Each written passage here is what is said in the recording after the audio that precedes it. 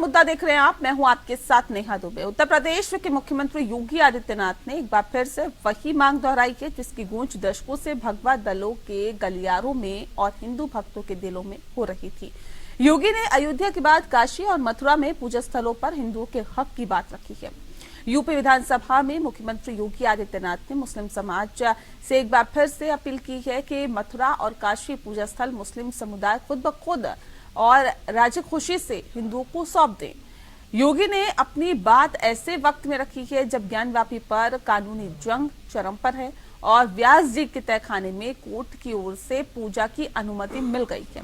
वहीं मथुरा कृष्ण जन्मभूमि का मामला भी अदालत में है। योगी ने कहा कि हमने तो केवल 3 जगह मांगी है, अन्य जगहों के लिए कोई मुद्दा नहीं था। अयोध्या का उत्सव लोगों ने देखा है तो नंदी बाबा ने भी कहा कि हम काहे इंतजार करें। उन्होंने रात्रि में बैरिकेडिंग तोड़वा दी। हमारे कृष्ण कन्हैया कहाँ मानने वाले हैं। योगी आदित्यनाथ ने आरोप लगाया कि अयोध्या, काशी और मथुरा के विकास को जानबूझकर रोका गया। उन्होंने कहा कि अयोध्या को इसीलिए अभिशप्त कर दिया गया था क्योंकि वोट बैंक कट जाएगा। योगी की मांग को अगर हम कानूनी संदर्भ में देखें तो संसद में बने उपासना स्थल कानून के तहत 15 अगस्त 1947 को जो धार्मिक स्थान जिस स्वरूप में था उसी स्वरूप में रहेगा। उपासना स्थल कानून 1991 कहता है कि आजादी के समय मौजूद किसी पूजा स्थल का धार्मिक चरित्र बना रहेगा और उसे बदला नहीं जा सकता। ऐसे में मुस्लिम समुदाय अगर अपनी तरफ से पहल करके ये स्थल हिंदुओं को दे दे तो मामला सौहार्दपूर्ण तरीके से हल हो जाएगा। वैसे चुनावी मौसम में योगी की मांग बीजेपी को निश्चय ही फायदा पहुंचा सकती है। जिन लोगों ने 4-4 बार प्रदेश में शासन किया, एक लंबे समय तक सत्ता के सिंहासन पर विराजमान रहे, वो उत्तर प्रदेश को कहां लेके गए थे? पहचान का संकट खड़ा कर दिया था उत्तर प्रदेश वासियों के सामने। एक पहचान का संकट आया था।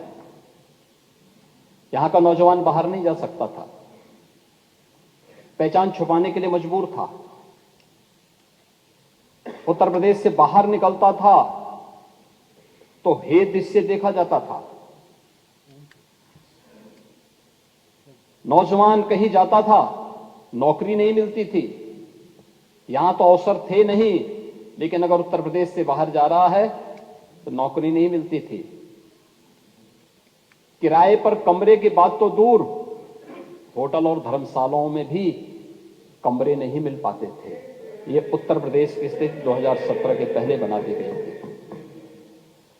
महोदय, कौन जिम्मेदार है इस स्थिति के? और आज उत्तर प्रदेश ने 22 जनवरी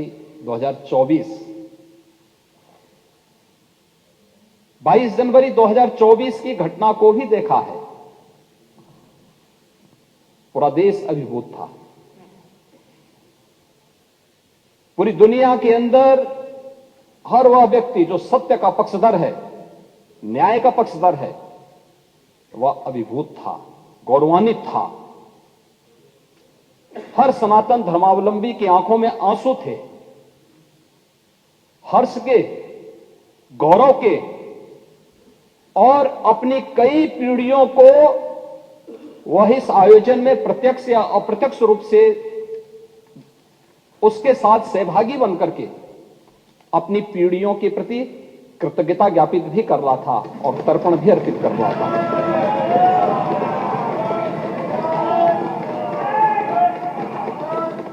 ये मेरा सौभाग्य है कि उस आयोजन में मैं प्रत्यक्ष रूप से था। वहां के वातावरण को मैं समझ सकता था। 25 करोड़ की उत्तर प्रदेश की आबादी और 140 करोड़ का हमारा देश, कमोवेश हर प्रदेश का प्रतिनिधित्व था। और चलिए इस विषय पे आज हम तफसील से चर्चा करेंगे क्योंकि 2024 लोकसभा चुनाव बेहद नजदीक है और उससे पहले सीएम योगी आदित्यनाथ का काशी और मथुरा का जिक्र करने के मायने समझने चाहेंगे। इस विषय पे तफसील से चर्चा करने के लिए खास मेहमान हमारे साथ मौजूद है, उनसे आपका परिचय करा देते हैं। इस वक्त हमारे साथ आर के मिश्रा साहब है, प्रवक्ता है भारतीय जनता पार्टी के, बहुत स्वागत है आपका। हमारे साथ आजम खान जी हैं, प्रवक्ता हैं समाजवादी पार्टी के, आपका बहुत स्वागत है। मिश्रा साहब, इस खास कार्यक्रम की शुरुआत आपके साथ ही करते हैं। सर, सवाल इस बात को लेकर कि अयोध्या में तो चलिए काम पूरा लगभग होने वाला है, लेकिन अब बात काशी और मथुरा की जा रही है। इसके क्या मायने निकाले जाए सर? 2024 में जो लोकसभा चुनाव अभी हाल ही में होने वाला है, इसका मिशन सीधा टारगेट वही है या वजह कुछ और? देखिए नेहा जी, इसको राजनीति से नहीं जोड़ना चाहिए। बात श्रद्धा की है, देश के श्रद्धा की है, जन जन के श्रद्धा की है। आपने देखा होगा जो कि ये तो बिल्कुल स्पष्ट हो चुका है, चाहे वो ज्ञानवापी हो या आप मथुरा की बात कर लें, जन्मभूमि की बात कर लें, ये तो बिल्कुल स्पष्ट हो चुका है जो कि कहीं न कहीं मंदिर को तोड़ करके उनके अवशेषों से जिस तरह से मस्जिद का निर्माण हुआ, इसमें तो कहीं कोई अब कोई और बट वाली बात रही नहीं। दूसरी बात यह है जो कि हम अपनी बातें व्यक्त कर रहे हैं, हम अपनी श्रद्धा व्यक्त कर रहे हैं। तो पूरा मामला कोर्ट में है ना सर, तो फिर इतने जल्दबाजी किस चीज की? और उसी विषय पे आपने कहा जो कि हम तो केवल अपना श्रद्धा व्यक्त कर रहे हैं और निश्चित तौर पर हम एक अपील भी कर रहे हैं। देखिए सारा चीज न्यायालय के अंदर में है, सब जुडिस है मामला, इसीलिए हम उससे हट करके कहीं पर कोई बात नहीं कर रहे। चाहे आप ज्ञानवापी के ऊपर में ले या आप मथुरा के ऊपर में ले, हमने उससे हट करके आज अगर कोर्ट ने इजाजत दी है, जो कि व्यास स्थल की बात अगर हम लोग कर रहे हैं, वहां पर पूजा की अनुमति दी गई, वो भी न्यायालय के द्वारा हो रहा है। अब जिस तरह से सुनवाई की बात हो रही है, चाहे आप देखेंगे तो ये बताने की जरूरत क्यों पड़ रही है कि हंसी खुशी दे दें मुस्लिम समुदाय ये स्थल हिंदुओं को? हम तो 3 स्थल चाहते हैं जहां पर पूजा होती रही है, वो स्थल हम चाहते हैं, और ये हंसी खुशी दे देना चाहिए। क्यों दे देना चाहिए? नेहा जी देखिए, जब उस 1991 का वर्षिप एक्ट की हम लोग बात करते हैं ना, उस समय में कहीं ना कहीं कांग्रेस इस नियम को, इस एक्ट को लाने के लिए जितनी हड़बड़ाहट दिखाई, और हम उस समय में भी इसका विरोध कर रहे थे। लाल कृष्ण आडवाणी जी आदरणीय, उन्होंने इसका विरोध किया था, और भाजपा पूरी जिस समय में विपक्ष में बैठा करती थी, उस समय में भी इस एक्ट और रूल के को विरोध करने में लगी हुई थी। क्योंकि इस तरह के चाहे काशी का विषय हो, ज्ञानवापी का या मथुरा का विषय हो, कम से कम हमने ये कहा था जो कि वर्षिप एक्ट में इन दोनों को, जिस तरह से राम मंदिर अयोध्या की बात हम लोग कर रहे हैं तो वो उसको हटा दिया गया था, उसी तरह से हम ज्ञानवापी की भी बात कर रहे थे और मथुरा की भी बात कर रहे थे।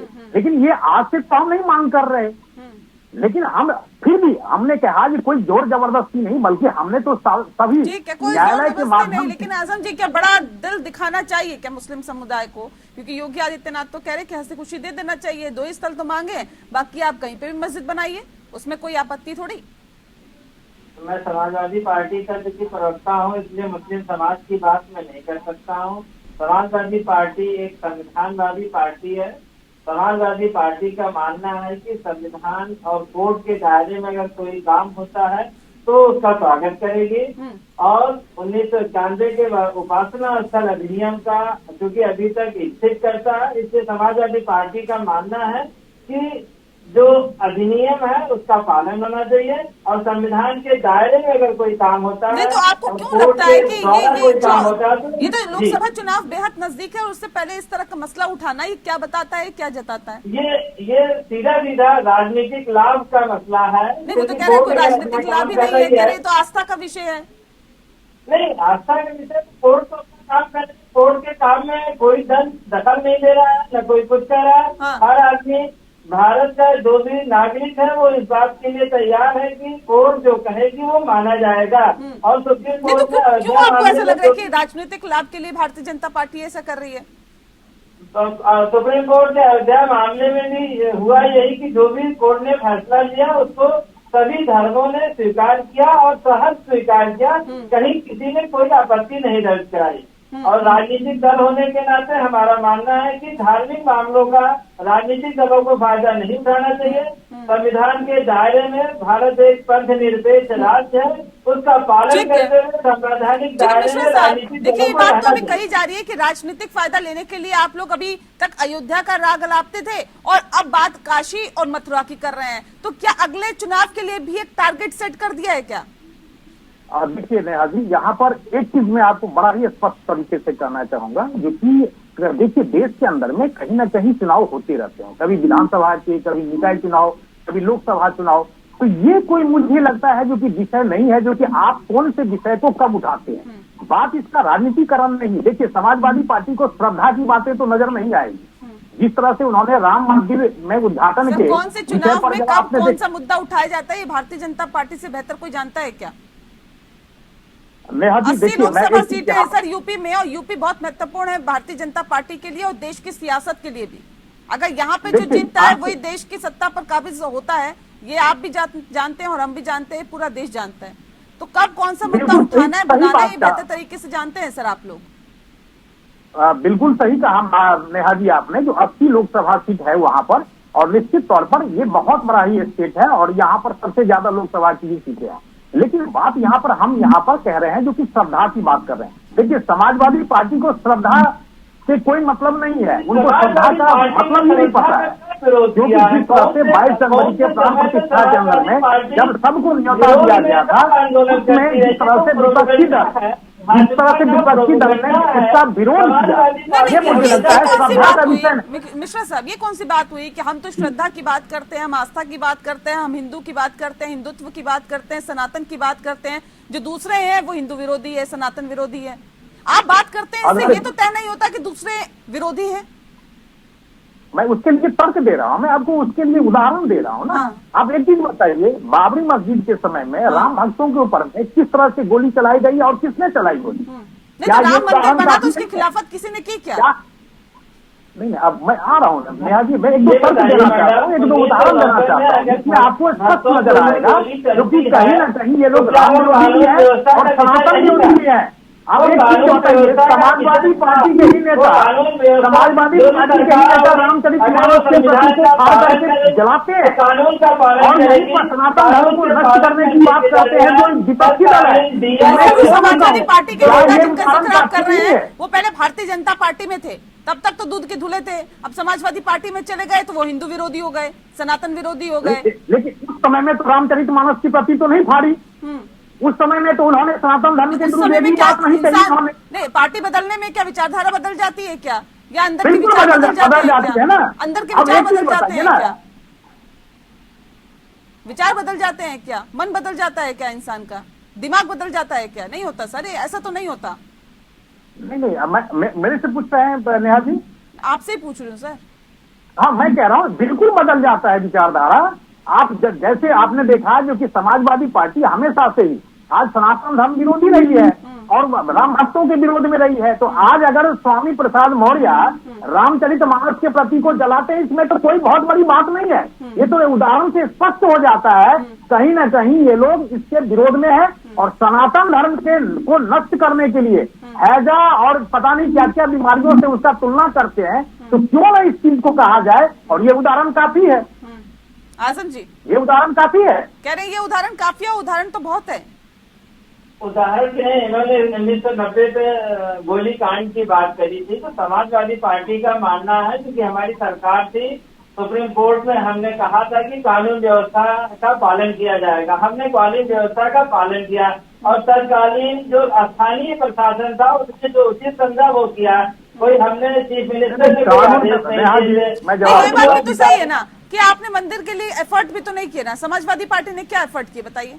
नहीं तो समाजवादी पार्टी एक राजनीतिक दल है मैडम, कोई धार्मिक दल नहीं है। भारतीय जनता पार्टी भी राजनीतिक संगठन है, और तो कह रहे हैं कि हम समाजवादी लगातार इसके लिए आवाज उठाते रहे। वो नहीं, राजनीतिक समाजवादी संगठन नहीं है पार्टी क्या? ने हमेशा कहा कि अगर दायरे में संविधान के दायरे में कोई काम होगा तो उसका वो स्वागत करती है। और सुप्रीम कोर्ट ने जब संविधान के दायरे में रह के सर काम हुआ है ना। हाँ जी, संविधान के विरुद्ध तो कोई काम नहीं हुआ ना। हमने कब, हम लोगों ने, हमारी पार्टी ने कब विरोध किया? कभी विरोध नहीं किया। और आज की पार्टी ये कहती है कि संविधान और कोर्ट बड़ी चीज है, अगर संविधान और कोर्ट कोई भी आदेश देगी तो उसका पालन किया जाएगा। लेकिन तो कह रहे हैं कि आप हिंदू विरोधी हो, आप सनातन विरोधी हो, आप हिंदुत्व विरोधी हो। ये कहते हैं ना, समस्या ये है क्योंकि आज किसानों की समस्या इतनी विकराल है, छुट्टा पशुओं की समस्या इतनी विकराल है, किसानों की आय दुगनी हुई नहीं है, नौजवान परेशान है, नहीं वो सब चीज तो ठीक है जा रहा सर, लेकिन हिंदुओं की आस्था के साथ अगर खिलवाड़ किया जाता है या उनको ठेस पहुंचाने की कोशिश की जाती है आपके नेताओं के जरिए, तो उन पर तो एक्शन नहीं होता ना। काजम जी, जिस बात का जिक्र ब्रेक पे जाने से पहले किया जा रहा था कि सर अगर आप हिंदू विरोधी नहीं है, हिंदुत्व विरोधी नहीं है, देखिए दूसरे तो ये नैरेटिव सेट करने में लगे हुए हैं कि आप हिंदू विरोधी, हिंदुत्व विरोधी, सनातन विरोधी, और भारत आस्था का देश है। आपको समझना पड़ेगा कि यहाँ पर जो लोग हैं वो आस्था के साथ ही चलते हैं। ऐसे में सवाल इस बात को लेकर है कि अगर आपका कोई नेता हिंदुओं की भावनाओं को ठेस पहुंचाने की कोशिश कर रहा है, ऐसा बयान दे रहा है, और आप तो एक्शन नहीं लेते हैं, कोई आप उस पर बयान देना उचित नहीं समझते हैं, तो सवाल तो उठेंगे ना सर। समाजवादी पार्टी के राष्ट्रीय नेतृत्व ने हमेशा कहा है कि किसी भी धर्म की धार्मिक भावनाओं को ठेस पहुंचाने की कोशिश नहीं की जानी चाहिए, ये गलत है। उसके बाद भी ऐसा हो रहा है, एक बार नहीं हुआ ना, लगातार हो रहा है, लगातार हो और रहा है। होता क्या है कि स्वामी साहब मौर्य जी कोई बयान देते हैं तो बयान की आधी क्लिप चलाई जाती है, पूरी क्लिप चलाई नहीं जाती। जो उसमें समझाना चाहते हैं वो बात मीडिया, जो प्रमुख मीडिया है वो आधी क्लिप चलाता है, यानी वो कहते कुछ है, समझाना कुछ चाहते हैं, मीडिया समझाता कुछ है। रहा सवाल, समाजवादी पार्टी चाहती है कि देश संविधान से पंथनिरपेक्ष और गणराज्य समाजवाद है, देश उससे चले, लेकिन भाजपा चाहती है कि देश धार्मिक भावनाओं से चले और जो आर्थिक मुद्दे हैं, बेरोजगारी है, किसान है, आर्थिक असमानता है, तो 10% लोगों के बीच में जो पूरे भारत की इकोनॉमी सिमट रही है, 90% जो पीडीए है वो परेशान है, बिल्कुल जमीन पे उसे परेशानियां झेलनी पड़ रही है, उसका कोई वो नहीं है भाजपा के पास। नहीं, सारे मुद्दे एक तरफ और अब काशी और जिस मथुरा का जिक्र किया जा रहा है वो एक तरफ, क्या लगता है कि ये हावी हो सकता है आप लोगों के लिए, या दिक्कतें बढ़ा सकता है? नहीं, हमारी कोशिश होगी कि जनता को हम उसके जमीन के मुद्दों पे, किसानों की जो परेशानी है, जो उनकी आय नहीं बढ़ी, जो छुटका पशुओं की समस्या है, नौजवानों को जो रोजगार नहीं मिल रहा है, उन्हें रोजगार करने के लिए इजराइल जैसे युद्ध वाले देश में जाना पड़ रहा है, और जो आर्थिक बदहाली है, छोटा व्यापारी जो परेशान है, छोटा किसान परेशान है, उन सब जमीनी मुद्दों पे हम लोग रहेंगे और हमारी कोशिश होगी कि भारत को एक सामाजिक सद्भाव वाला देश, प्रदेश और ठीक है मिश्रा साहब, ये देखिए सवाल इस बात को लेकर भी है, ये साफ तौर पे कह रहे हैं कि आप जमीनी मुद्दे जो हैं उनसे लोगों का ध्यान भटकाने के लिए इस तरह की बातें करते हैं। पहले अयोध्या की बात करते थे, अयोध्या के नाम पर कई सालों तक आपने सत्ता में आने की कोशिश की और उसके बाद आप आ भी गए। उसके बाद अब आप काशी की बात कर रहे हैं, मथुरा की बात कर रहे हैं, बेरोजगारी की क्यों नहीं बात करते, महंगाई की क्यों नहीं बात करते, आप अर्थव्यवस्था की बात क्यों नहीं करते, आप किसानों की बात क्यों नहीं करते, आप युवाओं की बात क्यों नहीं करते, महिलाओं की सुरक्षा की बात क्यों नहीं करते, यहाँ क्यों नहीं बात होती है आपकी? अभी कल हम देश की अर्थव्यवस्था की भी बात करेंगे, हम महिला सुरक्षा की भी बात करेंगे, हम रोजगार की भी बात करेंगे, हम किसानों की भी बात करेंगे। अब इंतजार करिए थोड़ा, सुन लीजिए भाई, हाँ, ये हम उसकी भी बात करेंगे और साथ ही साथ धर्म और संस्कृति की रक्षा कैसे हो उसकी भी बात करेंगे, पहली बात। दूसरी बात इन्होंने ये कहा, हमें एक चीज बताइए, एक धर्म ग्रंथ में जो लिखी होती है, जो भी उपदेश होते हैं, जो भी उसमें श्रद्धा की बातें होती है, वो उसमें अपने तरीके से लोग पढ़ता है और उसको अपना मंथन करता है। एक चीज बताइए, दूसरे अगर समुदाय के धर्म ग्रंथ की बात अगर कर रहा हूँ, मैं किसी का नाम नहीं ले रहा, मैं कह रहा हूँ किसी भी दूसरे धर्म के धर्म ग्रंथों की एक प्रति के बारे में या तो आप बोल लीजिए, नहीं फिर आप वहीं पे आ गए ना सर, मैं मेरे सवाल पे नहीं है ना, नहीं उस पर बात करिए ना, आप मुझे बताइए। आपने कहा था कि हर साल युवाओं को नौकरी दी जाएगी, दी जा रही है क्या, कितने युवाओं को नौकरी दी जाए? आपने कहा कि 2022 तक किसानों की आय दोगुनी हो जाएगी, हो गई क्या? आपने कहा था महंगाई की हो गई बहुत मार, अब की बार मोदी सरकार 2014 से मोदी सरकार ही देख रहे हैं सर, महंगाई खत्म हो गई क्या? किसानों की आत्महत्या रुक गई है क्या सर? महिलाएं महफूज है क्या? वो तमाम मसले बताइए ना आप मुझे, जहां जो बेसिक चीजें हैं। अब आप काशी की बात कर रहे हैं, आप मथुरा की बात कर रहे हैं, अयोध्या की बात कर रहे हैं, राम मंदिर की बात कर रहे हैं, आस्था की बात कर रहे हैं, सनातन, सब चीजें ठीक है सर, लेकिन जो मसले हैं, मूलभूत सुविधाएं लोगों को जो मिलनी चाहिए या मूलभूत दिक्कतें जो लोगों को है, उनका समाधान कौन करेगा सर? बिल्कुल सही कहा आपने नेहा जी, और मैं डाटा देता हूं, और मैं यहाँ पर बोल करके, अगर आप हो तो चेक कर लीजिएगा, और हमारे जो साथी बैठे हुए हैं वो भी चेक कर लीजिएगा। 2022-23 के अंदर में 1.39 करोड़ ये है ईपीएफ न्यू सब्सक्राइबर। ये मैं ऐसे नहीं कह रहा हूं, आप प्रेस रिलीज देख लीजिएगा और लेबर मिनिस्ट्री के साइट पर है उपलब्ध, मेरे मित्र जाकर के पढ़ लेंगे। 1.27 करोड़ 21-22 की बात है। इसी तरह से 24-25 का जब डाटा आएगा आपको पता चल जाएगा जो कि रोजगार के ऊपर में हमने कितने काम किए। जहां तक महिला सुरक्षा की बात है या महिला आरक्षण की बात कितने है, रोजगार देने की बात की थी, मुझे बताइए ना। आप अपनी अपनी बातों पे आ जाइए। कितने रोजगार देने की बात की थी? हर मैं साल तो कितने कह तो रहा रोजगार हूं मोदी आपको। सरकार की तरफ से ये दिए तो- जाएंगे? ये तो नेहा जी वो डाटा है जो न्यूज ईपीएफ साइबर का है, और उसके बाद स्टार्टअप इंडिया हो गया जिसको हमने रोजगार देने के लिए सारी सुविधा मुहैया कराई है। वो तो मुझे लग रहा है जो हमने डाटा दिया था ये तो उससे ऊपर है, ये तो उससे बियॉन्ड है। ये तो ये बियॉन्ड जो है तो क्या सबको विपक्षी रोजगार दलों मिल को जाना चाहिए, दिखाई सब फिर देता तो है? बेरोजगारी खत्म भी हो जानी चाहिए। आपने इतना निश्चित, काम कर आप- दिया या इतना रोजगार दे दिए, फिर तो क्या- बेरोजगारी खत्म हो जानी चाहिए। नेहा जी नेहा जी मैं कह रहा हूँ 22 करोड़ ऐसी जनता है जो रोजगार जो कहते हैं जो कि गरीबी रेखा से ऊपर पहुंच गई है, जिसमें गरीबी रेखा हमने सर खत्म की है। हंगर ये इंडेक्स में कांग्रेस की कहाँ है सरकार- भारत, मुझे बताइए। हंगर इंडेक्स में भारत देखिए, कहाँ है? हमारे डाटा पर कैसी आप लोगों बातें को कर रहे हैं विश्वास मिश्रा नहीं है। साहब? नहीं, आप सुनिए, मैं कह रहा हूं। आंकड़ों को झुठला सकते हैं क्या सर? मैं आपको कह रहा हूँ आप लोगों को, या मैं आपको नहीं, मीडिया को मैं कोई दोष नहीं देना चाहता हूँ, लेकिन हमारे विपक्षी दलों को दूसरे का डाटा, विदेशों से जो डाटा आती है उसके ऊपर में विश्वास है, लेकिन आज अगर हम जो डाटा देते हैं उसके ऊपर में विश्वास नहीं है। आज IMF ने क्या आपके ग्रोथ को क्या उन्होंने किया है, फिक्स किया है, IMF ने क्या ग्रोथ फिक्स किया है, लेकिन हमारे विपक्षी दलों को दिखाई नहीं देता। यही चीज अगर मैं विपक्षी दलों से पूछूं तो कांग्रेस तो की वही चीज सरकार है के ना समय सर है कि इस बात तरह से। अगर की जा रही है तो फिर ये क्यों कि हम काशी में मंदिर बनवाएंगे या काशी की बारी है या काशी में अब मंदिर बनना चाहिए या सामने वाले को बड़ा दिल दिखा देना चाहिए या हंसी खुशी जमीन दे देनी चाहिए? बताइए ना कितना रोजगार हमने दिया, बताइए ना इतनी महंगाई हमने हाँ जी, खत्म कर दी। मैं तो बता रहा बताइए हूँ ना हमने आपको, मैं महिलाओं तो की डाटा के महफूजियत साथ- के लिए क्या कदम उठाए, वो तमाम चीजें मैंने कौन बताएगा? डाटा के साथ, नेहा जी मैं तो डाटा के साथ बैठा हुआ हूँ, मैं तो कह रहा हूँ आपको, मैं यहाँ पर बोल रहा हूँ और डाटा चेक कर ले हमारे ठीक विपक्षी है, दलों के ठीक है नेता। आजम जी, डाटा ये तो कह रहे हैं देखिए हम तो सनातन की भी बात करेंगे और हम वो बात भी करेंगे जो वाकई लोगों की जरूरत है। 2-3 बातें मैं कहना चाहूंगा। 2000 जब से सरकार आई है, NCRB का डाटा है कि 1 लाख किसानों ने आत्महत्या देश में किया है। ये NCRB कह रहा है, मैं नहीं कह रहा हूँ, ठीक है।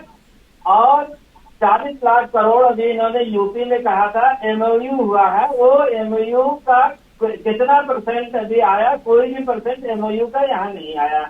तो ये सब खाली आंकड़े देते हैं। और IMF की बात आप कर रहे थे, तो IMF ये कह रहा है कि भारत सरकार सिर्फ कर्ज लेके यानी उधार लेके घी पीने का काम कर रही है। IMF कह रहा है कि GDP का 30% उधार है अभी भारत सरकार के ऊपर, 30% उधार है GDP का। ठीक है। और IMF ये भी कह रहा है कि 6% सिर्फ ऑर्गेनाइज डाटा जो है वही GDP में कोड किया जा रहा है। 94% जो अनऑर्गेनाइज सेक्टर है यानी असंगठित क्षेत्र है उसका डाटा सरकार उठा ही नहीं रही है। तो जब 94% की बात ही नहीं कर रही, जिसको हम लोग PDA कहते हैं, ठीक तो है। सारे डाटे अपने ठीक है आप ठीक है ठीक है 10 सेकंड है सिर्फ मिश्रा साहब। नेहा जी मैं 2 चीज मात्र कहना चाहूंगा। एक तो 2017 से पहले उत्तर प्रदेश के अंदर में क्या अर्थव्यवस्था थी या पूरे देश के अंदर में क्या अर्थव्यवस्था थी, आज हम किस अर्थव्यवस्था की बात कर रहे हैं, पहली बात। क्या दूसरी बात अर्थव्यवस्था आपको नहीं, बात मैं कह रहा हूं, किसकी कर रहे हैं छोड़ दीजिए, हम तो $5 ट्रिलियन अर्थव्यवस्था बनाने की बात कर रहे हैं, उसको छोड़ दीजिए। अभी क्या हालात है, हमने किस हालात को देखा और हम कहां से गुजरते हुए आगे बढ़े उसको भी बताइए ना हम सर। अभी अच्छी स्थिति में चल रहे हैं नेहा जी। मैं तो आपको बता रहा हूँ आपको हाँ। तीसरी अर्थव्यवस्था की हम बात कर रहे हैं, पहली बात। दूसरी बात इन्होंने ये कहा, मैं एक चीज यहाँ पर कहना चाहता हूँ, उत्तर प्रदेश 17वीं अर्थव्यवस्था थी 2017 से पहले।